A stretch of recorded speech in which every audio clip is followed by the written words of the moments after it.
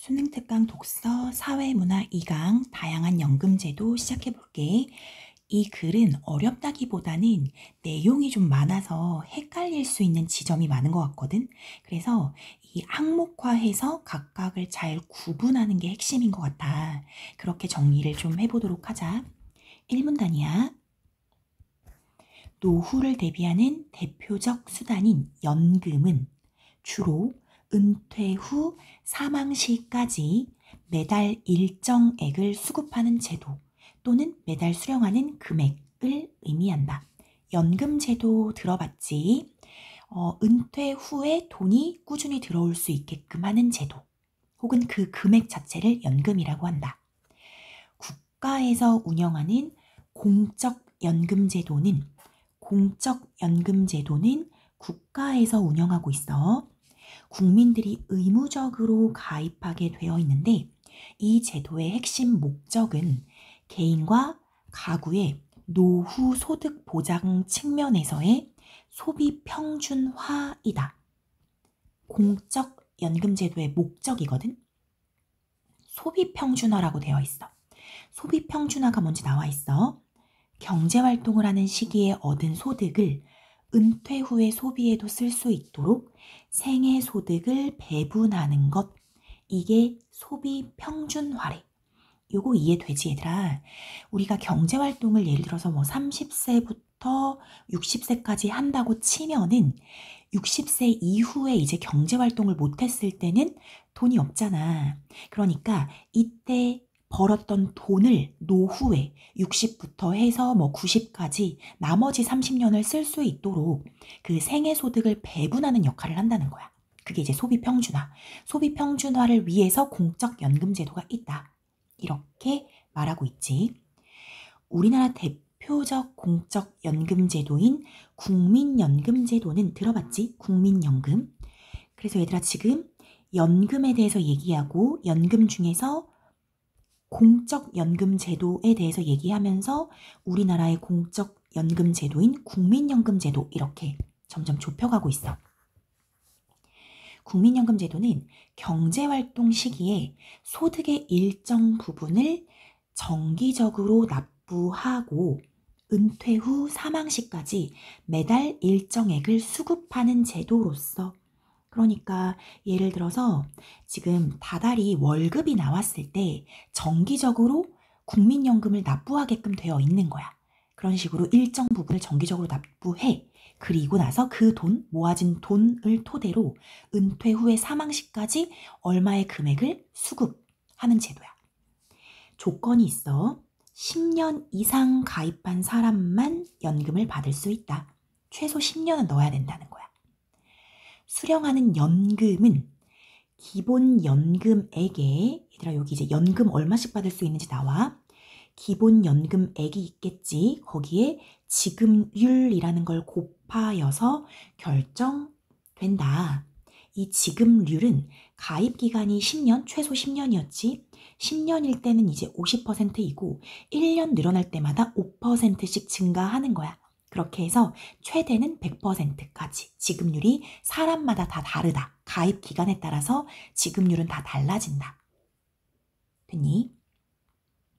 기본 연금액은 가입자 개인의 소득 평균액뿐 아니라 국민연금제도의 전체 가입자의 평균 소득을 함께 고려하여 산정한다. 얘들아 여기 기본연금액이라고 있었잖아. 기본연금액. 아까 기본연금액에다가 지급률을 곱했었잖아. 그럼 이건 어떻게 결정하느냐. 가입자 개인, 그러니까 우리 개개인의 우리의 소득 평균액도 고려하는데 전체 가입자, 그러니까 뭐 우리 국민이 다 가입했다 그러면 그 전체 가입자의 평균 소득을 함께 고려해 준대. 이를 아주 단순화해서 다음과 같은 예를 들 수 있다. 쉽게 설명해 주겠대. 전체 가입자 평균 소득이 30, 이게 전체야. 그리고 소득 평균액이 가입자 A는 10이고 가입자 B는 50. 그러니까 A는 그러니까 소득 평균액이 좀 적고 B는 소득 평균액이 좀 많고 쉽게 말하면 A는 돈을 좀 적게 벌었고 B는 돈을 좀 많이 벌었어. 그리고 평균이 30이야. 그러면 가입자 개인의 소득 평균액과 전체 가입자 평균 소득을 더한 값을 2로 나눈 만큼 연금을 받는 거야. 그럼 이렇게 되는 거야. A는 자기의 소득 평균액 10이랑 전체 가입자 평균 소득 30 해서 2로 나눠. 그럼 얘는 얼마를 받아? 20을 받아. 그러니까 자신의 소득 평균액보다 더 많이 받아. 그럼 B는 자기는 50이야. 전체 가입자 소득 평균액은 30이야. 2로 나눠. 그러면 40을 받아. 자신의 소득 평균액보다 조금 적게 받는 거야.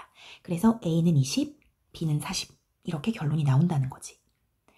이처럼 국민연금에서는 소득 평균액이 낮은 이들이 아까 A 같은 사람이 소득이 많은 이들에게서 B 같은 사람이 있으니까 소득 평균이 30이 됐을 거 아니야. 자기는 10인데 소득이 30이 됐으니까 평균 소득이 일부를 보전받을 수 있다. 일부를 나눠 가질 수 있다는 거지. 이런 게 소득 재분배라고 생각하면 돼, 얘들아. 또한 얘기가 또 달라지고 있어. 4번으로 갈게. 연금 수급권자에게 부양가족이 있을 경우 일정 연금액을 더 받는다. 부양가족이 있어. 그럼 조금 더 받을 수 있고. 5번. 수급권자가 사망할 경우에는 연금의 일정 비율을 유족이 받을 수 있다. 사망했으면 일정을 유족이 좀 받을 수 있고. 이런 제도라는 거지. 이와 같은 국민연금은 국민의 안정적인 노후를 지원하는 동시에 가입자들 간의 소득을 재분배하는 기능을 담당한다. 아까 내가 소득 재분배 기능 뭔지 얘기해 줬었지. 요 소득 평균액이 낮은 이들이 소득이 많은 이들에게서 일부를 보전받을 수 있다. 이 부분이 소득 재분배 이렇게 생각하면 돼. 얘들아 괜찮니? 하나하나 좀 정리를 좀 해볼게. 연금에 대해서 얘기를 하고 있고 연금이 뭔지 나와 있었지. 은퇴 후에서 사망 때까지 일정 금액을 수급하는 제도 혹은 그 금액 자체. 이 연금이야. 연금은 너희가 정의하면 될 것 같고 공적 연금 제도로 갈게. 공적 연금 제도. 얘는 이제 공적이니까 어디에서 운영하냐면 국가에서 운영하는 거야. 국가에서 운영하는 것을 공적 연금 제도라고 하고 그리고 의무적으로 가입하게 돼 있어. 다 가입시키는 거지. 의무적으로 가입을 하게 되어 있다. 그리고 세 번째, 목적이 있었지. 이 공적 연금 제도의 목적이 뭐야? 라고 하면은 생애 소득을 배분하는 것, 즉 소비 평준화. 간단하게 써볼까? 그냥 소비 평준화. 원래 앞에 거 다 써야 되는데 좀 기니까. 이 소비 평준화라는 것이 그 노후 소득 보장 측면에서의 소비 평준화야. 그래서 이걸 조금 더 풀어서 얘기하면은 자신 일생에 번 소득을, 생애 소득을 배분하는 것이라고 생각하면 돼. 나는 경제활동을 30년 했어. 하지만 나머지 노후 30년 동안도 돈이 정기적으로 필요하니까 그 돈을 배분해서 쓰는 게 목적이다.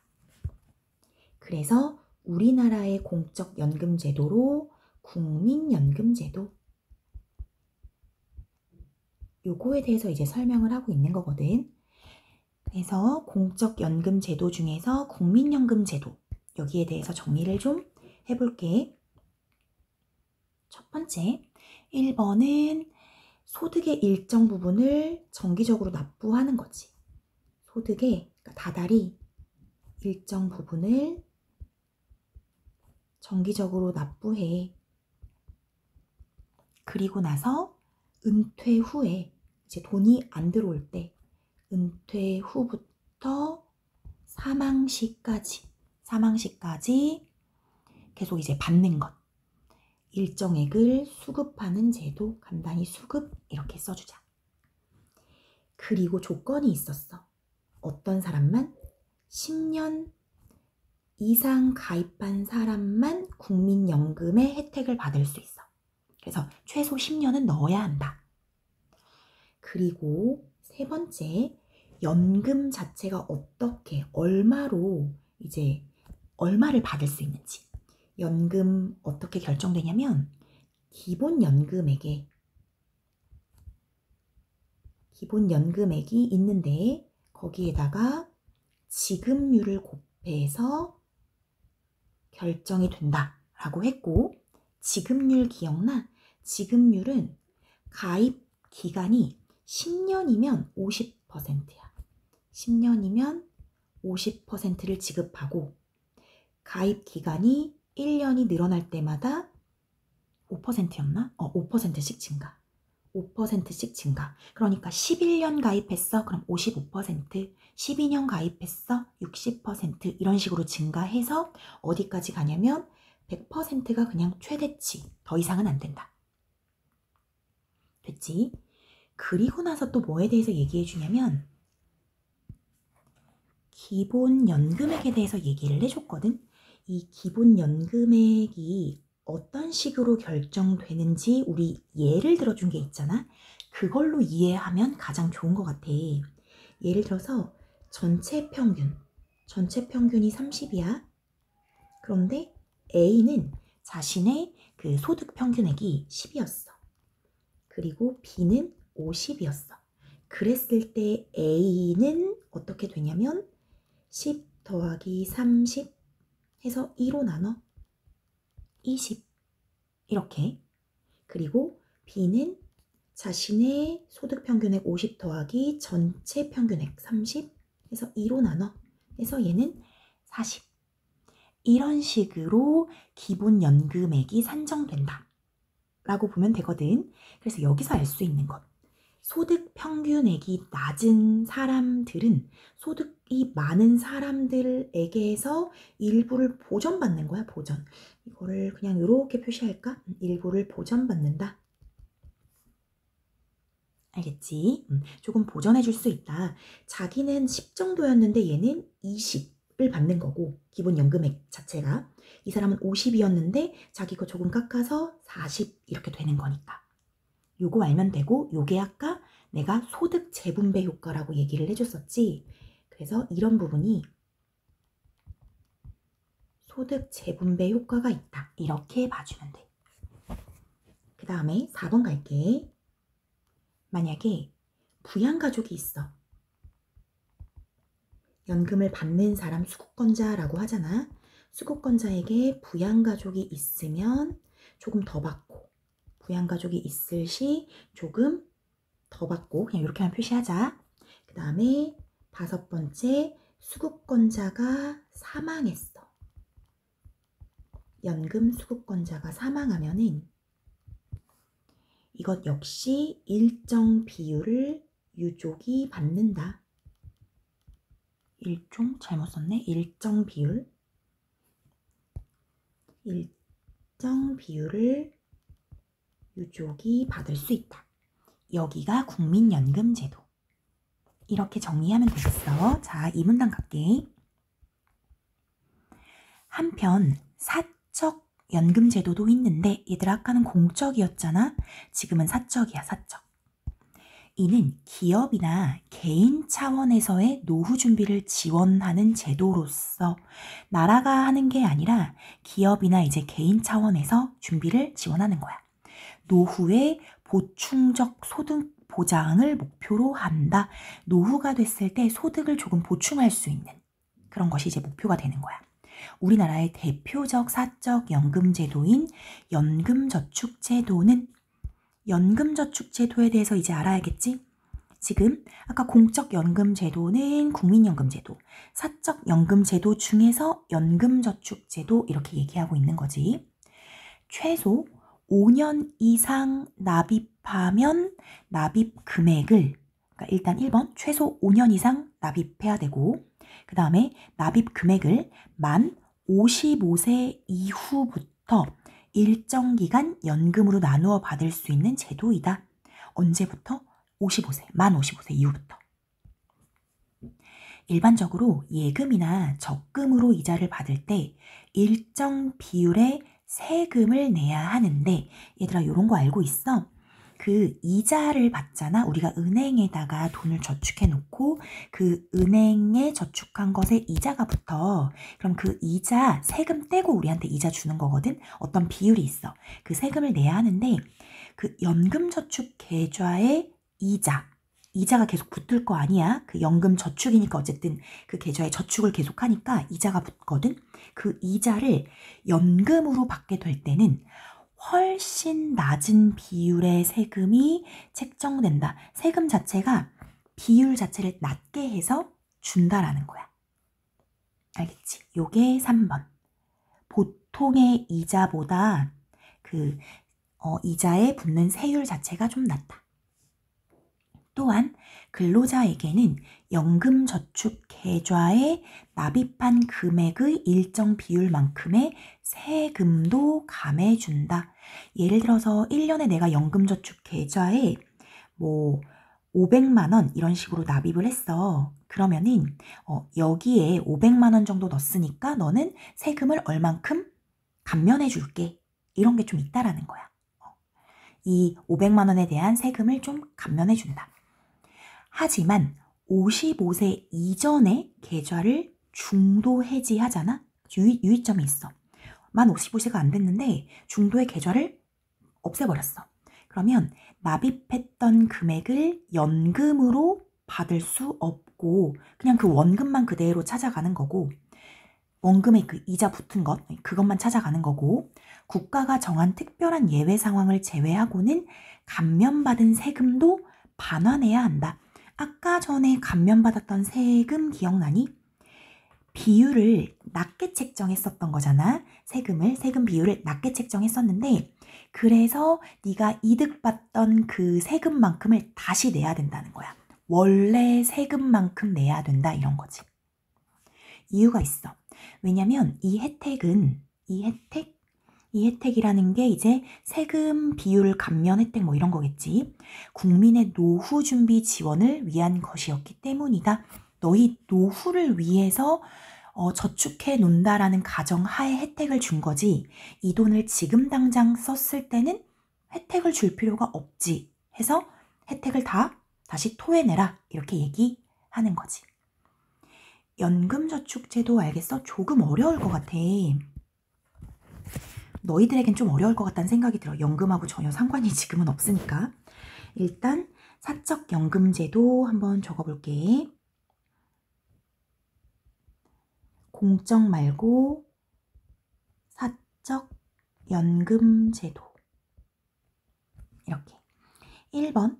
이건 이제 누구 차원이냐면 기업이나 개인 차원에서의 노후 준비를 지원하는 제도. 그러니까 회사에서 이렇게 연금저축을 들어주는 데도 있거든, 기업. 그 다음에 아니면 개인이 들거나 이런 거 얘기하는 거야. 그리고 목표가 있었지. 이 목표는 뭐냐면 노후 보충 소득 보장. 노후에 보충적인 소득을 보장하기 위해서. 그러니까 조금 더 돈이 들어왔으면 좋겠다 이런 거야. 그리고 이제 이걸 알아야지. 우리나라 사적연금 제도 중에서 연금저축제도. 이거에 대해서 이제 공부를 해야 되는 거거든. 그래서 여기 사적연금제도에서는 연금저축제도 이렇게 보면 돼. 첫 번째, 최소 몇 년 이상 납입? 5년. 최소 5년 이상 납입해야 돼. 5년, 6년, 7년 상관없고 어쨌든 최소 5년. 그 다음에 언제부터 받을 수 있다? 만 55세 이상부터 연금으로 나누어 받을 수 있다. 그동안 모았던 돈을 연금으로 나누어 받을 수 있는 그런 제도이다. 그런데 이게 이제 혜택이 있는 거야. 세 번째 혜택이 뭐냐면 이자. 이 연금 저축에 넣어놨던 그 돈이 이제 이자가 생길 거 아니야. 그 이자는 세금이, 그러니까 세율이 훨씬 낮다. 일반적인 이자의 세율보다 훨씬 낮은 비율의 세금이 책정된다. 이게 혜택이고 또 혜택이 있어. 근로자에게는 그러니까 납입한 금액 있지. 연금저축에 납입한 금액의 일정 비율만큼 세금을 감면해 주는 게 있어. 500만 원을 납입했어. 그러면 거기에서 500만 원 넣은 것에 대해서 세금을 이만큼 감해줄게 라는 거야. 그러니까 요 세금을 감면해 주는 것들이 지금 이 연금저축 제도에서 가장 큰 혜택이겠지. 하지만 유의점, 55세가 되기 전에 해지해버렸어. 만 55세 이전에 이 계좌 자체를 연금저축 제도, 연금저축 계좌를 해지하잖아. 그러니까 중도 해지겠지. 중도 해지하면은 아니다. 얘들아, 요렇게 쓰면 조금 안 될 것 같고. 상관이 없나? 맞다. 지금 살짝 착각했어. 미안해. 다시 쓸게. 만 55세 이전에 계좌를 해지하면은 연금으로 못 받는 건 너무 당연한 거고, 그 다음 감면받은 세금을 다시 반환해야 돼. 감면받았던 세금이 있었을 거 아니야. 그것을 반환해야 한다. 왜? 이유가 있었지. 감면 세금을 왜 반환해야 되냐면, 이거는 너희가 지금 세금을 그냥 우리가 혜택을 준 게 아니라 노후 준비 지원을 위한 것이었기 때문에. 노후 준비 지원을 위한 것이기 때문에 그 목적으로 사용하는 게 아니면 우리는 혜택을 줄 수 없어. 이게 연금저축제도. 자, 됐니? 국민연금제도가 있고 연금저축제도가 있다. 일단 알아야 할 게 이거야. 국민연금제도랑 연금저축제도 두 개 구분해서 알면 되고, 그 다음 또 가보자. 그 다음 또 다양한 것들이 나오는데, 산문단 볼게. 산문단. 경제활동을 한 기간이 짧거나 없는 사람은 수령할 공적인 사적인 연금이 없거나 부족할 수 있다. 그러니까 경제활동을 한 기간이 너무 짧아. 아니면 아예 없어. 그럼 이 사람들은 공적인 연금, 사적인 연금이 없고 부족하고 이러는 거야. 이런 사람들은 어떻게 하냐. 이러한 이들이 노후를 안정적으로 영위할 수 있도록 많은 나라에서 기초연금 제도를 운영하고 있다. 그러니까 좀 사회적으로 보호를 받아야 될 사람들을 위한 어떤 기초연금 제도를 얘기하는 거야. 사회보장제도 그런 거겠지. 기초연금 제도를 분류하는 방식은 매우 다양한데 세 가지가 있어. 사회수당형, 최저소득보장형, 최저보장연금형으로 나눌 수 있다. 얘들아, 이제 요 세 가지를 구분해야 돼. 알겠지? 말이 비슷비슷해서 좀 헷갈릴 수 있는데 이걸 구분하는 걸 목표로 가지고 한번 글을 읽어볼게. 첫 번째, 사회수당형. 네모칸을 쳐줄게. 첫 번째야, 사회수당형은 수급 연령과 거주 요건을 충족하면 별도의 소득 및 자산 조사 없이 연금을 지급하는 범주형 방식이다. 그러니까 나이가 있고 어떤 거주 요건 이것만 충족하잖아? 그러면 그 사람의 소득이 얼만지 자산이 얼만지 조사 안 해. 그냥 다 연금을 지급하는 거야. 모두에게. 장점은 뭐냐면 연금 지원을 받지 못하는 사각지대를 제거할 수 있어. 그러니까 우리가 이게 연금을 줄 때 모든 사람들의 것을 다 조사하기가 어려울 수 있는 거야. 조사가 안 된 사람들은 아예 연금을 이제 기초연금을 못 줄 수가 있는데 이건 그냥 다 주는 거잖아. 그냥 어느 거주 요건과 연령만 충족하면은. 그러니까 사각지대가 제거가 되거든. 근데 취약계층을 표적화해서 지원할 수가 없어서 효율성이 낮아. 사실은 이거는 취약계층을 위해서 주는 건데 그 사람들에게만 주는 게 아니잖아. 그러니까 뭐 돈이 많은 사람에게도 주는 거야. 모두에게 주는 거니까. 그러니까 효율성이 낮아. 그리고 예산은 엄청 많이 필요하다. 그치? 다 줘야 되니까. 이게 사회수당형이라고 생각하면 돼. 얘들아, 됐니? 자, 이거 하나씩 정리하면서 갈게. 일단 여기서 얘기하는 건 이제 기초연금제도야. 기초연금제도의 다양한 방식에 대해서 얘기하고 있는데, 이 기초연금제도는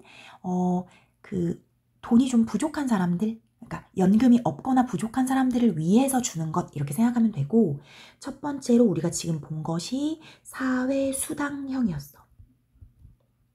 사회수당형. 이것은 어떤 연령과 정해놓은 연령이 있겠지. 그 다음에 거주 요건, 이런 것만 충족하잖아. 이것만 충족하면은 딱히 뭐를 안 해? 소득 자산조사 안 해. 각각 사람들의 소득과 자산이 얼만지 이런 거 안 하는 거야. 소득과 자산조사 없이 그냥 모두에게 지급하는 거지. 자, 장점이 뭐였어? 사각지대가 없어. 사각지대를 제거할 수 있어. 모두에게 줄 수 있다는 말이야, 얘들아. 그래서 못 받는 사람이 없이 다 줄 수 있지만 막대한 문제점이 있어. 취약계층을 표적화하지를 못해. 원래 목적은 취약계층을 위한 거거든. 근데 취약계층 표적화가 안 되기 때문에 이 제도의 취지랑 조금 어긋나게 효율성이 낮다. 효율성이 낮다. 제도의 효율성이 낮아지는 거고, 더 큰 문제는 예산이 너무 많이 들어간다. 이렇게. 사회수당형 괜찮지? 자, 두 번째로 갈게. 최저소득 보장형이라고 있네. 최저소득 보장형. 여기부터 잘 볼게. 연금을 비롯한 소득 및 자산을 평가해서, 얘들아, 뭐냐면 연금, 이 사람이 받는 연금, 그 다음 그 사람의 소득, 그 다음에 자산, 이걸 다 평가하는 거야. 그래서 소득 인정액을 산출하고, 이 사람의 소득으로 인정할 만한 금액을 산출하고, 이 소득 인정액이 최저소득에 미치지 못하면 나라에서 정한 최저소득이 있겠지. 거기에 소득 인정액이 미치지 못하는 거야. 그럼 뭐가 더 큰 거야? 최저소득이 더 큰 거지. 그러니까 나라에서 예를 들어서, 나 이걸 조사를 안 해가지고 최저소득액이 얼마인지 모르겠는데, 예를 들어 어떤 나라에서 최저소득액이 80만 원이라고 했어. 그런데 이 어떤 사람의 소득, 연금 소득 자산을 다 평가하니까 소득 인정액이 50밖에 안 돼. 그럼 최저소득에 미치지 못한 사람이잖아. 이 사람에게 부족한 만큼 지원, 그러니까 30 지원해서 최저소득을 맞춰준다는 거지. 그럼 만약에 어떤 사람의 소득 인정액이 90이야. 그러면 이 사람에겐 안 주는 거고. 알겠지? 이런 형태야.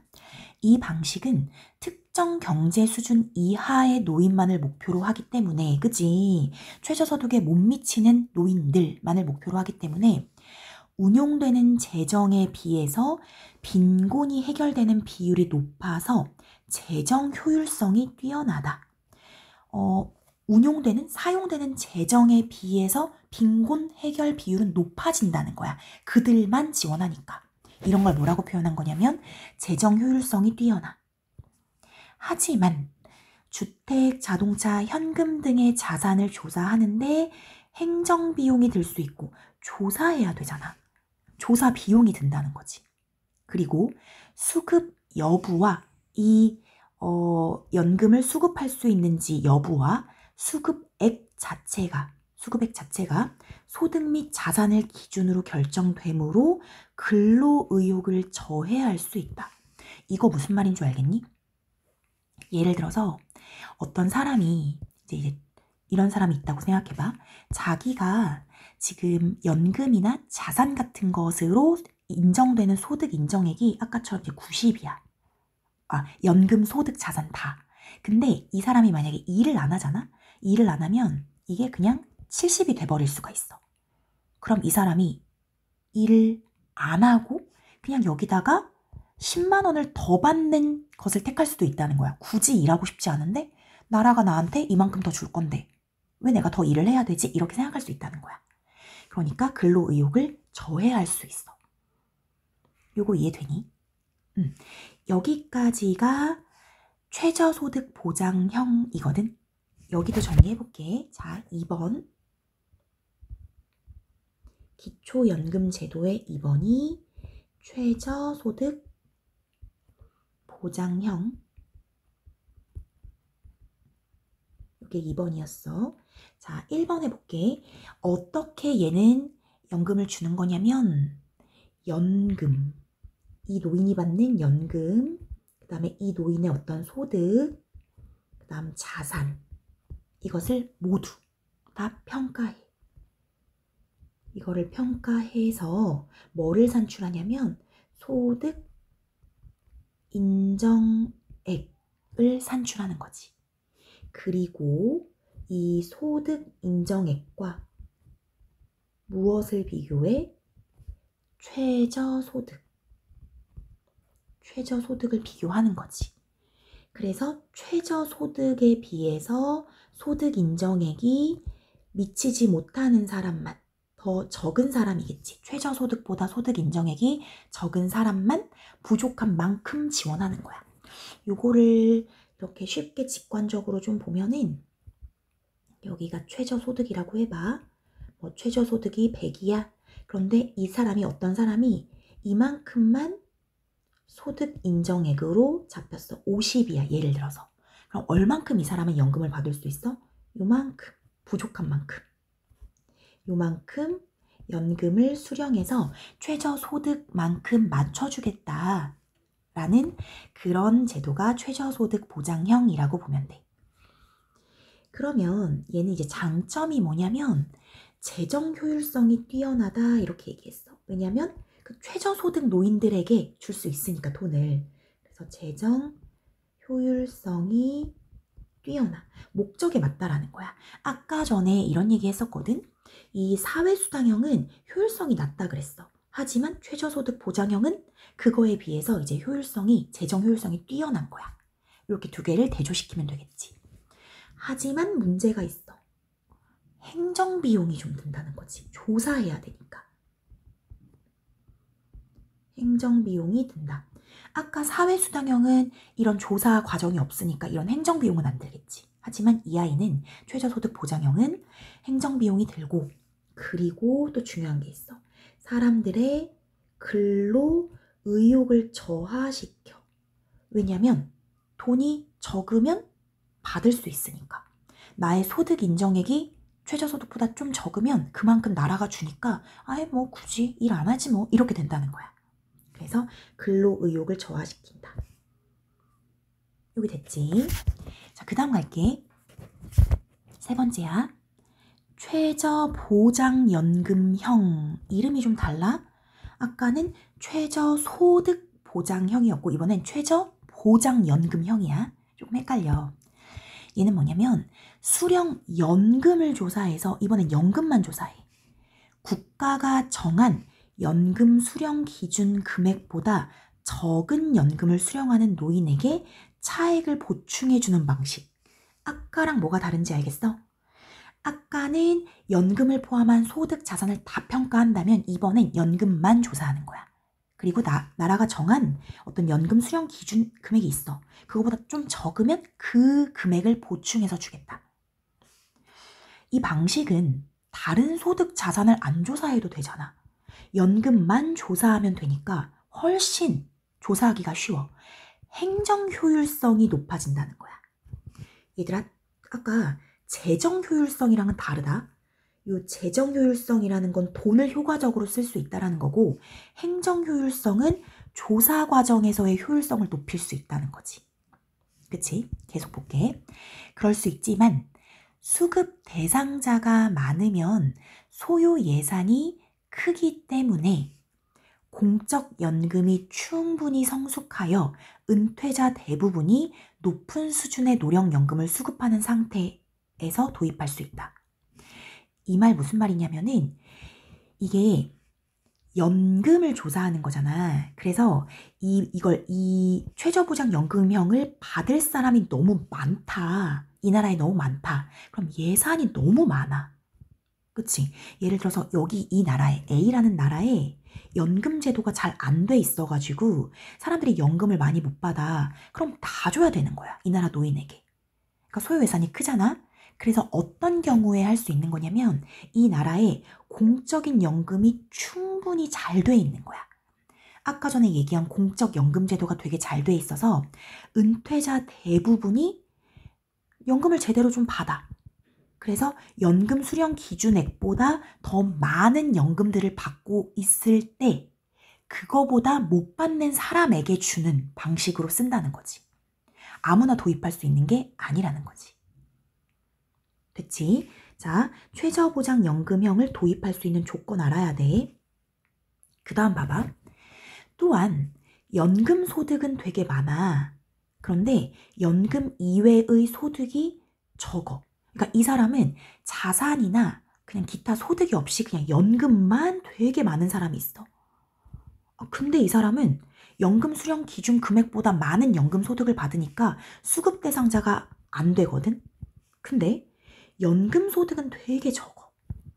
근데 연금 이외의 소득이 되게 많아. 되게 부자야. 엄청 부자인데 연금 소득만 적어. 그럼 이 사람은 연금 소득만 가지고 평가하니까 돈을 받는 거야. 형평성 문제가 제기될 수 있는 거지. 이 말 이해되지? 그러니까 다시 조금 더 간단히 설명을 하면은 어떤 사람은 연금 소득이 전부야. 연금 50만 원, 얼마를 받아야 될까? 뭐 100만 원이라고 할까? 100만 원 많은데 연금으로 100만 원을 받는다고 해봐. 연금 소득 100만 원이 전부인데 나머지 소득이 하나도 없어. 그런데 이 나라에서 연금 수령 기준 금액은 80이야. 그럼 80만 원보다 많이 받으니까 이 사람은 그냥 못 받아. 못 받고 100만 원으로 사는 거야. 한편 다른 사람은 연금 소득은 20이야. 근데 이 사람 초부자. 엄청 부자야. 자기는 다른 자산에서 막 500만큼의 돈이 있어. 그런데 이 사람에게는 연금 수령 기준 금액보다 이 사람이 연금 소득이 너무 적으니까 이 사람에겐 60만 원을 주게 되는 거지. 이런 형평성 문제가 생길 수 있다는 거야.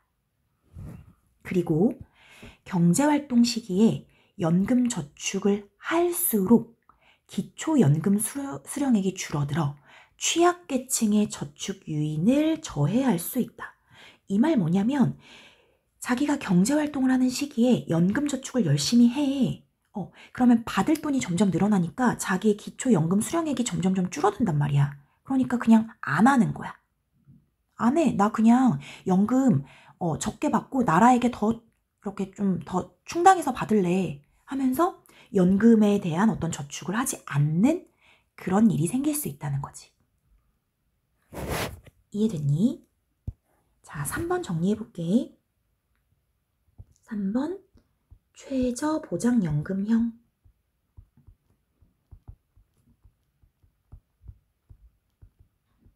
최저보장연금형. 얘는 어떻게 하는 거냐면 오직 연금만 조사하는 것. 연금을 조사해서 연금 수령 기준 금액. 얘도 어떤 기준 금액이 있는 거야. 연금 수령 기준 금액이랑 연금이랑 비교했을 때 뭐가 더 적은 사람에게 연금이 더 적은 거야. 연금이 더 적은 사람에게 그만큼 차액을 보충해 주는 거지. 아까 위랑 방식은 좀 비슷하지. 차액을 보충해 주는 방식이다. 됐지? 자, 이거의 장점.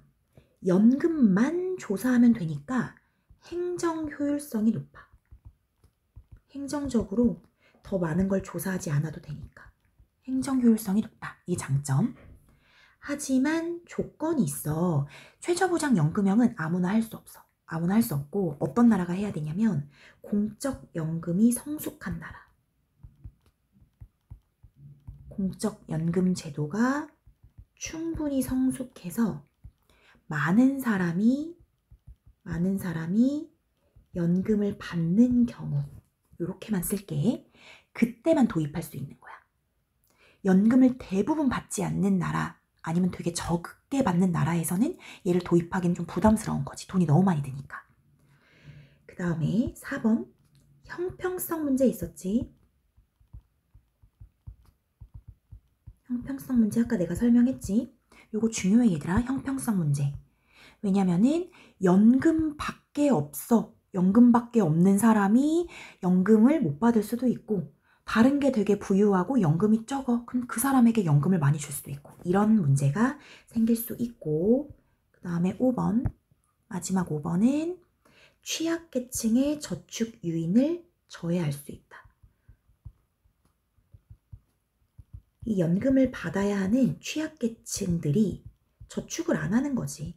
왜냐면 그냥 저축을 하면 할수록 자기가 저축을 지금 하면 할수록 나중에 연금으로 받을 수 있는 게 적어지니까 그냥 안 하고 다 받을래 이렇게 될 수도 있다. 그래서 이게 최저보장연금형. 해서 얘들아 요 세 가지 비교 대조하는 거 너무너무 중요하겠지? 그래서 특히 요 2번, 3번을 잘 비교 대조해야 되거든. 2번, 3번 위주로 조금 헷갈리지 않게 여러 번 봐주면 될 것 같아. 거의 다 왔어. 4문단. 우리나라의 기초연금제도는 하면서 이제 우리나라 기초연금제도로 가는 거야.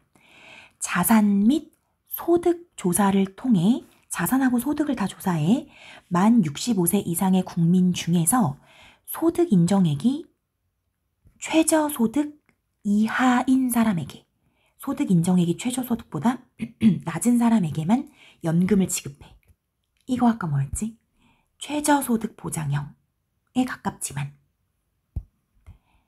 기초연금과 국민연금의 합이 일정 금액을 넘으면 그 기초연금을 감하는 점에서 최저보장연금형의 성격도 갖고 있다.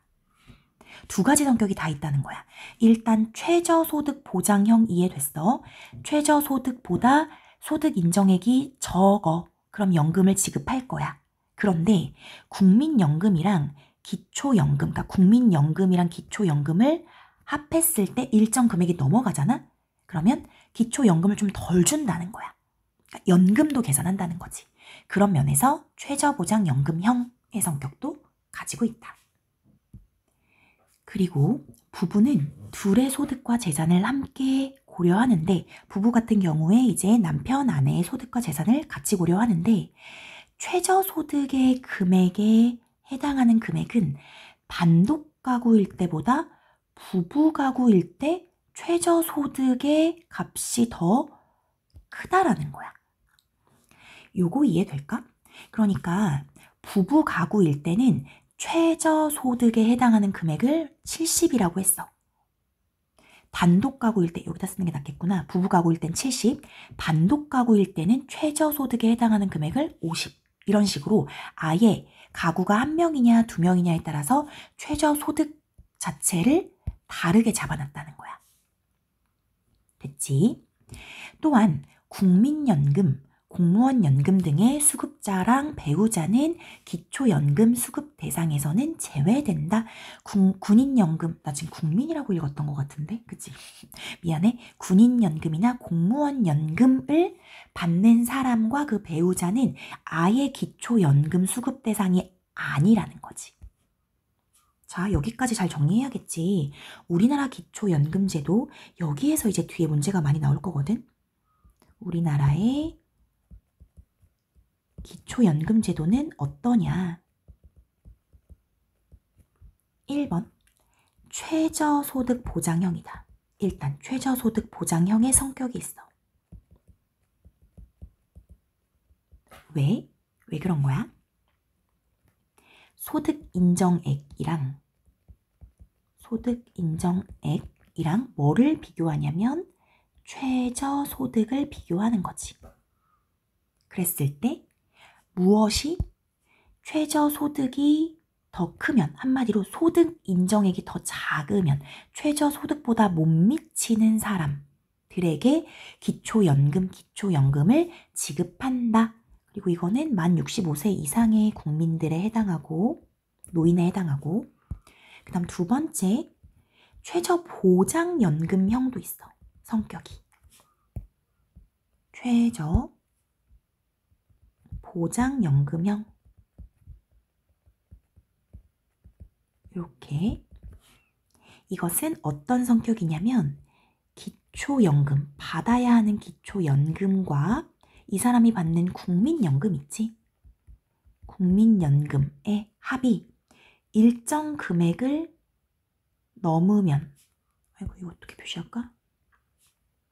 이렇게 할까? 일정 금액이 있다고 해봐. 일정 금액을 넘어가. 그러면 기초연금을 좀 감한다는 거야. 기초연금을 조금 감해서 이 일정 금액이 넘어가지 않게끔 한다. 이런 부분이 최저보장연금형인 거고, 그리고 3번 최저소득 있잖아. 요 최저소득, 여기 아까 요 최저소득 요거 자체를 어떻게 정해놨냐. 최저소득이 단독가구, 부부가구 중에서 부부가구일 때가 최저소득을 더 높게 잡아놓은 거야. 2명이니까. 그 다음에 4번 군인들이 받는 연금, 공무원연금, 군인연금이나 공무원연금 대상자 있지. 수급권자와 그 배우자는 기초연금 수급 대상에서 애초에 그냥 제외된다. 너희는 이 연금 가지고 살 수 있으니까 기초연금하고는 상관이 없는 사람들이야. 이렇게 본다는 거야. 그래서 여기 잘 알아두면 돼, 얘들아. 여기 기초연금제도 우리나라는 어떻게 되고 있는지. 자, 마지막 문단이야. 5문단. 공적연금제도에 강제로 가입되는 것에 대한 불만을 제기하는 이들이 있고, 요 국민연금제도에 왜 강제로 가입해서 다 일정 부분 돈을 내야 하느냐에 대한 불만을 제기하는 이들이 있고, 요거는 요즘 우리나라 핫이슈지. 요거에 대해서 나중에 좀 알아봐. 사적연금제도에 대한 세금 지원으로 인한 세수 부족을 우려하는 사람들도 있다. 사적연금제도 아까 뭐 있었지? 그 연금저축제도 있었지. 거기에 왜 세금을 지원하느냐, 세수 부족하면 어떡하냐 하면서 우려하는 사람들도 있어. 또한 기초연금제도의 방식이나 연금액 등에 대해서도 논쟁이 벌어지기도 한다. 기초연금제도, 사회수당형, 최저소득보장형, 최저보장연금형, 이 모든 것들에 대해서 이제 사람들이 다 찬반 논쟁이 있는 거야. 이건 여전히 있어. 하지만 대다수의 사람들이 여전히 연금제도의 필요성을 인식하고 있고, 사회의 변화에 따라 연금제도는 지속적으로 변화 및 발전을 거듭하고 있다 하면서 이제 마무리하고 있는 거야. 아주 간단히 정리할게. 여러 논란이 있어. 논란이 있을 수밖에 없는 부분이야. 여러 논란이 있고 논쟁도 있다. 하지만 모두들 연금제도의 필요성은 인식하고 있다. 필요하지 않느냐, 얘는 다 인식하고 있고, 그래서 여러 가지 변화와 발전을 지속하면서 나아가고 있다. 이렇게 그냥 정리해서 마무리하면 되겠지. 자, 그럼 우리 문제 풀어볼까? 얘들아, 여기 문제가 몇 번이냐면 1번인데 118페이지다. 118페이지부터 볼게. 윗글을 이해한 내용으로 적절하지 않은 것은 1번 연금저축계좌가 뭐였더라 얘들아? 사적연금제도였던 거지. 사적연금제도. 거기에 납입한 금액은 일정한 나이가 되어야 연금으로 수령할 수 있다. 만 55세 이후부터 수령할 수 있다라고 했었어. 이 문단에 있었고, 2번 우리나라에서 군인연금이나 공무원연금을 수령하는 이의 배우자는 원칙적으로 기초연금을 수급하지 못한다. 우리 방금 읽었던 문단에 있었지. 4문단. 군인연금, 공무원연금을 수령하는 사람과 배우자 둘 다 기초연금 대상자가 아니다. 맞네. 3번 우리나라의 경우 가계 자산과 소득이 동일하다면 부부가구일 때보다 단독가구일 때 기초연금을 수령할 가능성이 크다. 이거 바로 나오니? 요거 3번 문제 중요하거든. 아까 뭐라고 했었냐면은 기초연금이야 얘들아. 기초연금에 대한 얘기고, 요 3번은 소득 인정액과 무엇을 비교하냐면 최저소득이지. 말이 기억이 안 났어. 최저소득을 비교해서 최저소득이 더 큰 거야. 그러니까 소득 인정액이 더 작았을 때 기초연금을 수령하거든. 근데 뭐라고 했었냐면은 부부랑 단독 가구일 때 최저소득이 누가 더 크다고 했었는지 기억나니? 부부 가구가 여기 바로 있네. 여기 최저소득에 해당하는 금액은 단독 가구일 때보다 부부 가구일 때 더 크다. 이렇게 돼 있지. 해보자. 부부 가구일 때는 예를 들어서 최저소득이 70이야. 그렇게 설정해 놓은 거야, 이 나라에서. 단독 가구일 때는 50이었어. 그러면 부부 가구일 때는 70이고 단독 가구일 때는 50이야. 그런데 가계의 자산과 소득이 동일하다라고 본 거야. 동일하다? 예를 들어서 어떻게 볼까? 60이라고 얘기를 해볼까? 60? 내가 지금 맞게 한 건가 모르겠네. 소득이 60이다. 이렇게 됐으면은 맞게 한 것 같아. 그랬을 때 비교하는 거지. 이렇게 맞나 안 맞나.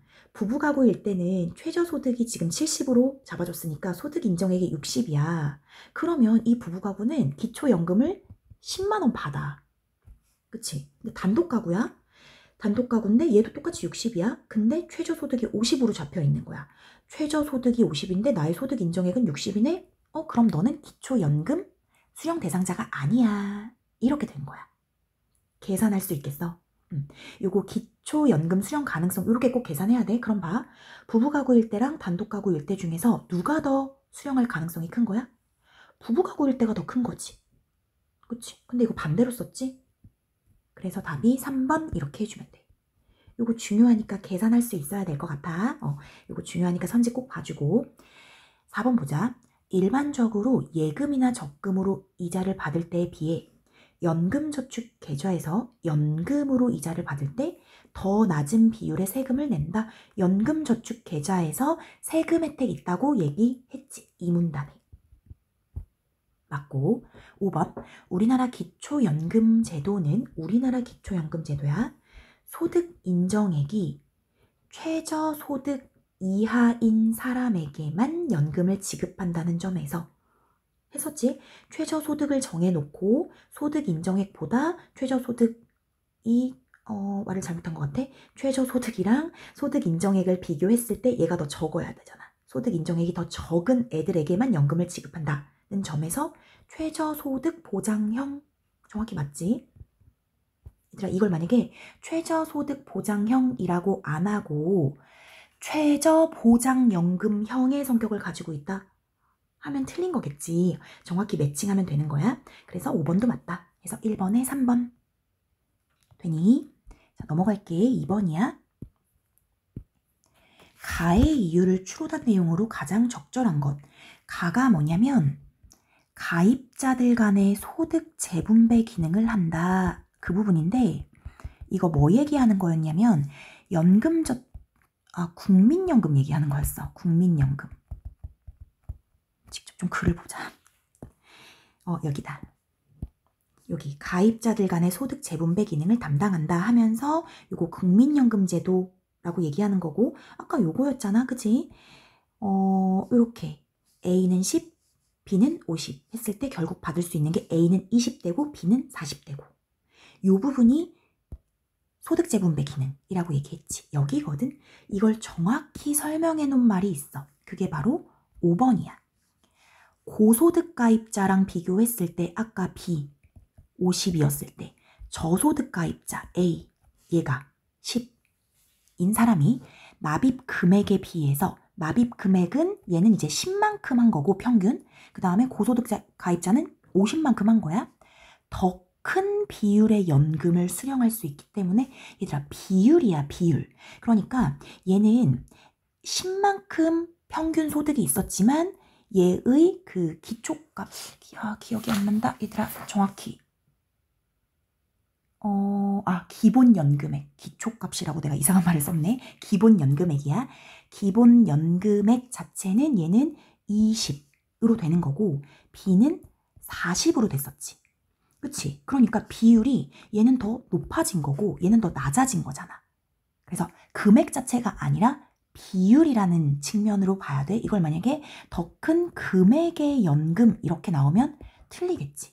비율이라는 걸 꼭 기억해주고 더 큰 비율의 연금을 수령할 수 있기 때문에 결국에는 소득 재분배의 기능을 한다.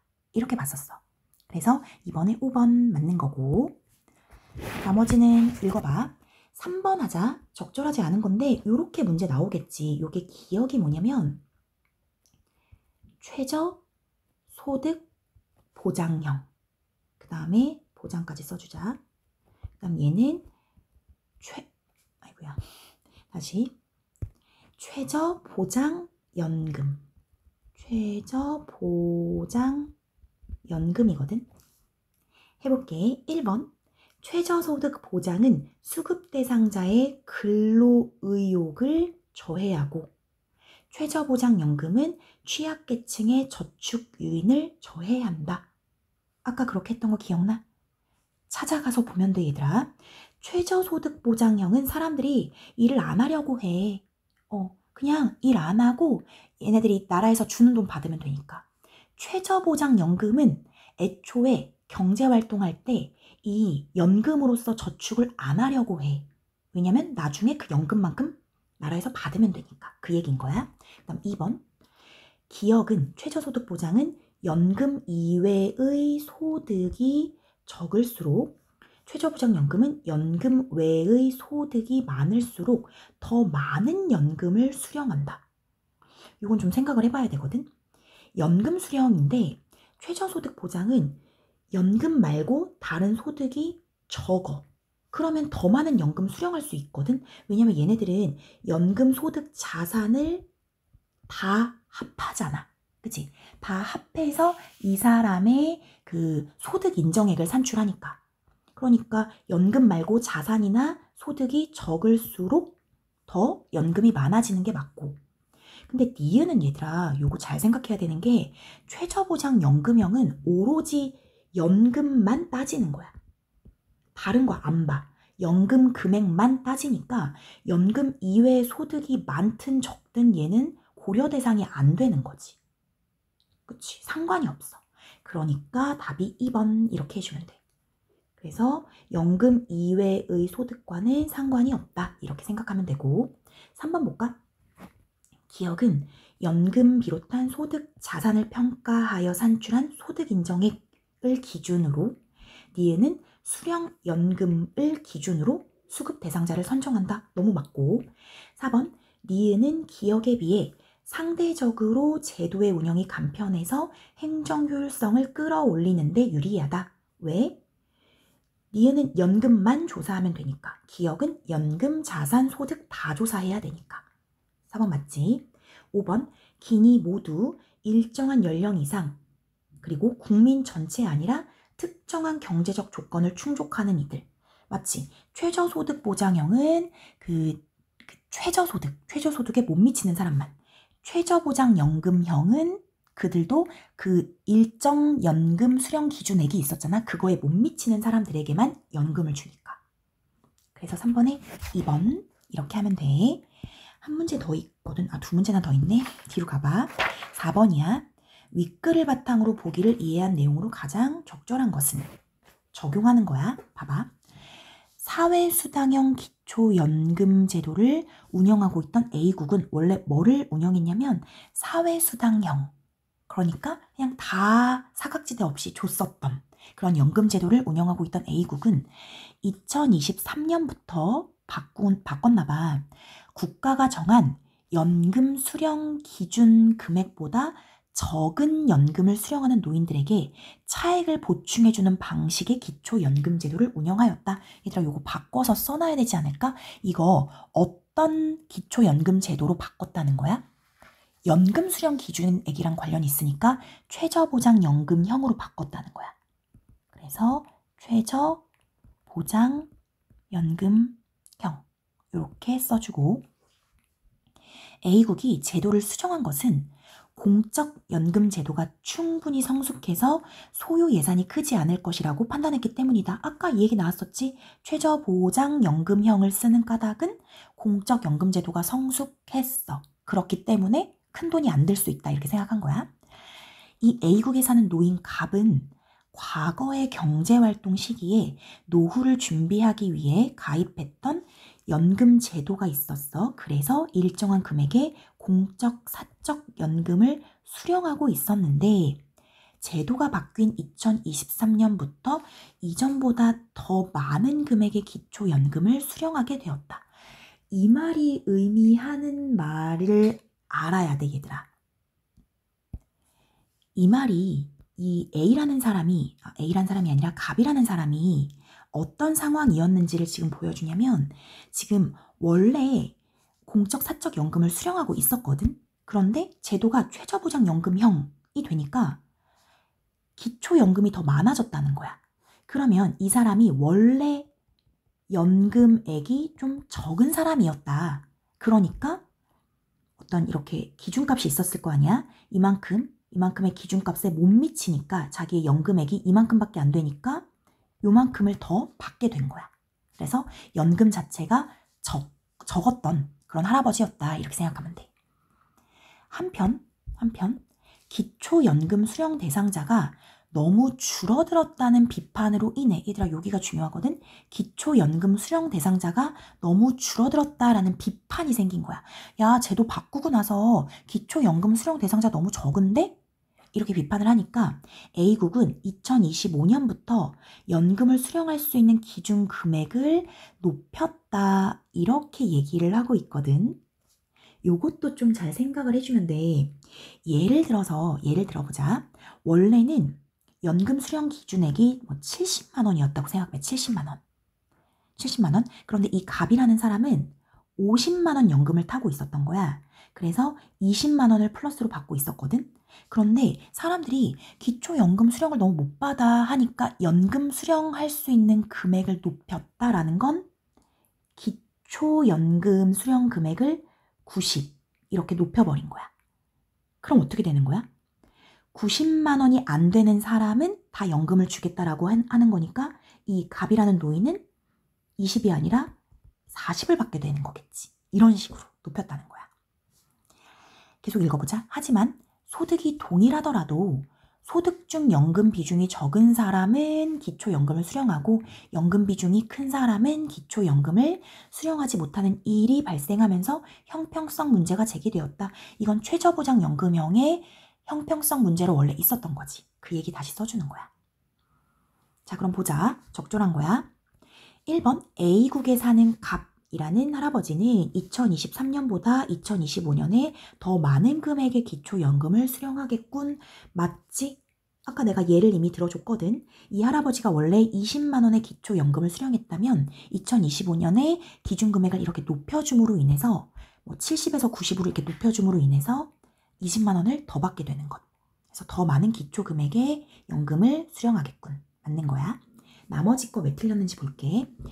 2번 A국은 2023년에 새로운 기초연금 제도를 도입함으로써 연금을 지원받지 못하는 사각지대를 줄일 수 있었겠군. 얘들아, 사회수당형 기초연금 제도가 사각지대를 줄이는 거야.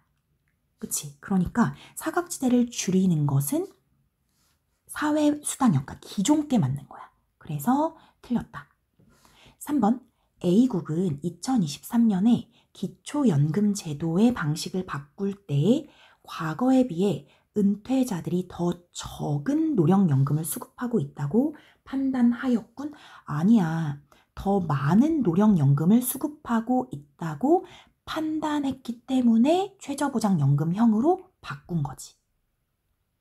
4번 A국에서 형평성 문제를 해결하기 위해서는 연금을 제외한 소득을 기준으로 기초연금 수급 대상자를 선정해야겠군. 연금을 왜 제외해? 그냥 모든 걸 다 합해서 수급 대상자를 선정해야지 차라리 형평성 문제를 해결하는 거겠지. 모든 자기가 연금이든 소득이든 자산이든 그걸 다 합했을 때 돈이 얼마나 많니 적니에 따라서 연금을 이렇게 충당해주면 더 형평성 문제를 해결할 수 있겠지. 5번 A국은 연금을 수령할 수 있는 기준 금액을 높였잖아. 방금 높였지. 표적화할 대상의 수를 더 줄여서 더 늘린 거지. 더 많이 기초연금을 주기 위해서 기준금액을 높인 거야. 왜냐면 요거 기초연금 수령 대상자가 너무 줄어들었다는 비판 때문에 기준금액을 높인 거거든. 그러니까 더 늘리기 위해서 기준금액을 높인 거야. 그래서 운영되는 재정에 비해서 빈곤이 빈곤이 해결되는 비율 자체는 높이려고 했다. 이건 맞아. 여기 주려가 틀리다. 해서 4번에 1번.